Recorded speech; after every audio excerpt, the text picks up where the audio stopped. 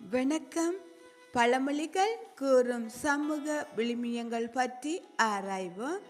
இன்றைய பழமொழி, ஏழை அழுத கண்ணீர் கூரிய வாளுக்கு ஒப்பானது. பொருள்: பலம் உடையவர்கள் தங்கள் பலத்தால் அதிகாரத்தால் ஒரு ஏழைக்கு தீங்கி விளைவிக்கும் போது ஏழையால் எதிர்கொள்ள முடியாமல் தாங்கிக் கொள்ள இயலாமையால் மனநொந்து அழ நேரிடும்.